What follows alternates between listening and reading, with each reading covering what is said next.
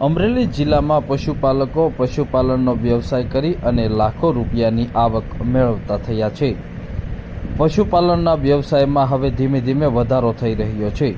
અમરેલી જિલ્લાના સાવરકુંડલા, ધારી, બગસરા, ખાંભા તાલુકામાં પશુપાલકો પશુપાલનનો વ્યવસાય કરે છે અને પ્રતિદિન હજારો રૂપિયાનું દૂધ ભરી અને આવક મેળવી રહ્યા છે। અમરેલી જિલ્લાના ખાંભા તાલુકાના આ પશુપાલક રોજનું 100 લીટર દૂધ વેચી હજારો રૂપિયા આવક મેળવી રહ્યા છે।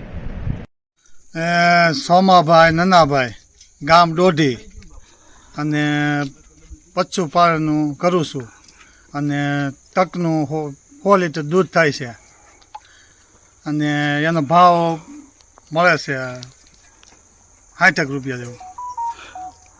કેટલી ભેંસું છે? ક્યાં સારો છો? 70 જેવું ભેંસું છે અને ભેંસું અહીંયા અત્યારે તો આ બધે બીડકામાં સારી છે। કેવી કિંમતની ભેંસું છે? એની કિંમત છે 70 થી 80 લાખ સુધી। અમરેલી જિલ્લાના ગીરકાંઠાના ગ્રામીણ વિસ્તારમાં પશુપાલનનો વ્યવસાય હવે સફળ વ્યવસાય બન્યો છે। પશુપાલકો હવે દૂધ ભરી અને લાખો રૂપિયાની આવક મેળવતા થયા છે।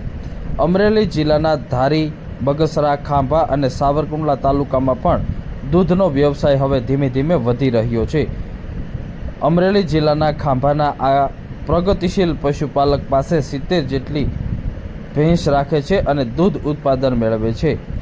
પશુપાલક ગીરકાંઠાના જંગલ વિસ્તાર તેમજ ખેતર વિસ્તારની અંદર પશુઓ ચરાવે છે અને સાંજના સમયે અને સવારના સમયે દૂધ દોહન કર્યા બાદ ખાંભા ખાતે ડેરી આવેલી છે ત્યાં દૂધ ભરવા જાય છે। પ્રતિદિન 100 લીટર એટલે કે 6000 રૂપિયાનું દૂધનું વેચાણ કરવામાં આવે છે અને સારી એવી આવક મેળવી રહ્યા છે।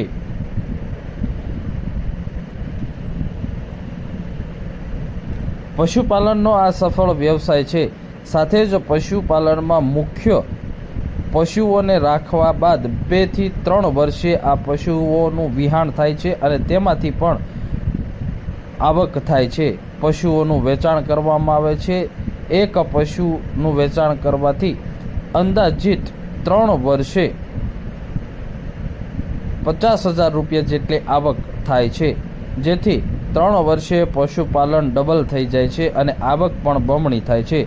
જેથી હાલ અમરેલી જિલ્લામાં પશુપાલકોની સંખ્યામાં વધારો થયો છે। સાથે જ બ્રીડિંગનું પણ કામ કરી રહ્યા છે અને સારી ગુણવત્તાની જાફરાબાદી નસલની ભેંસો અને ગીર ગાય તૈયાર કરી સારી એવી આવક વેચાણ કરી અને દૂધ ઉત્પાદનમાંથી મેળવી રહ્યા છે।